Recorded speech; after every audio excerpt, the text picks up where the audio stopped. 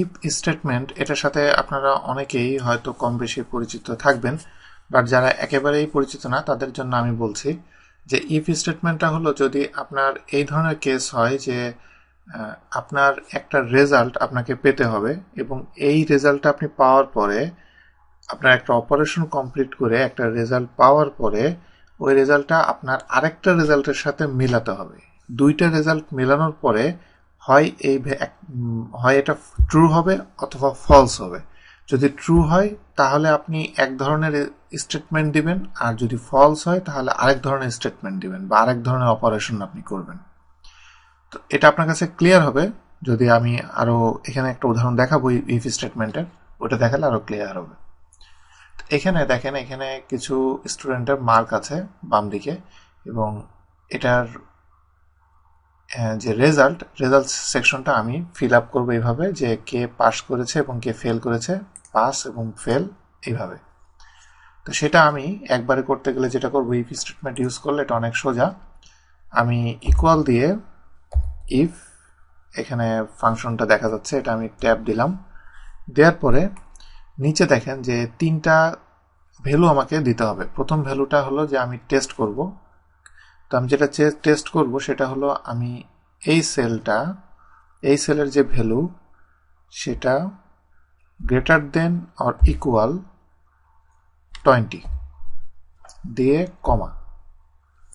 যদি এই যে আমি স্টেটমেন্টটা দিলাম এটা যদি ট্রু হয় তাহলে কমার পরে আমি কি লিখব, যদি এটা ট্রু হয় তাহলে এই ভ্যালুটা দিব এবং এটাকে আমি অবশ্যই F4 প্রেস করে অ্যাবসলিউট করব, কারণ আমি এটাকে ফিক্সড করে রাখতে যাচ্ছি। এরপরে আবার কমা দেওয়ার পরে আমি যদি এই স্টেটমেন্টটা ফলস হয় তাহলে আমি কি অ্যান্সার দিব, সেটা হলো এই ভ্যালুটাও আমি ফিক্স করে রাখতে যাচ্ছি। এই জন্য অ্যাবসলিউট রেফারেন্স হিসেবে আমি F4 প্রেস করলাম। আমার এটা কমপ্লিট হয়ে যাওয়ার পরে আমি শিফট প্যারেনথেসিস দিয়ে আমি এটা বন্ধ করে দিলাম, দিয়ে আমি এবার এন্টার দিব। এন্টার দিলে এখানে দেখেন এটাকে পাস দেখাচ্ছে। তো এটা পাস দেখানোর মেন কারণটা হলো কারণ এটা প্রথমটা 29 যেটা 20-র চেয়ে বড়, এই ভ্যালুটা ট্রু মানে প্রথম যে আমি ভ্যালুটা এখানে দিয়েছি পাসটা এখানে আসবে। এবং সবগুলো আমি যদি ফিল আপ করতে চাই আমাকে জাস্ট এই কোনায় যে একটা ডট শো করছে এখানে আমি জাস্ট ডবল ক্লিক করলেই সবগুলো আমি রেজাল্ট পেয়ে যাব। নেক্সট আমি আরেকটা জিনিস দেখাচ্ছি ইফ দিয়ে।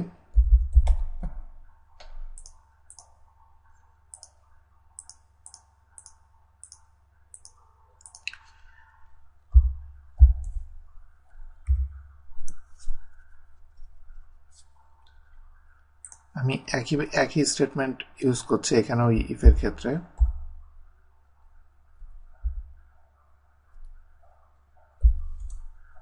এখন যদি এই স্টেটমেন্টটা সত্যি হয় তাহলে আমি যদি কোনো টেক্সট অ্যাড করতে চাই তাহলে সেক্ষেত্রে আমাকে এরকম কোলন ইউজ করতে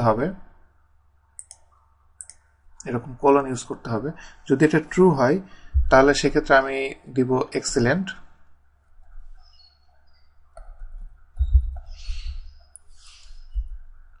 আর যদি ফলস হয় তাহলে দিব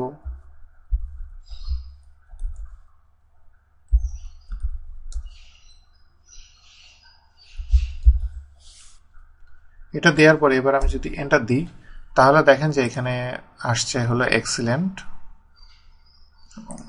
এবং এখানে ডবল ক্লিক করলে দেখেন যে আমি এক্সিলেন্ট এখানে পাচ্ছি 3টা।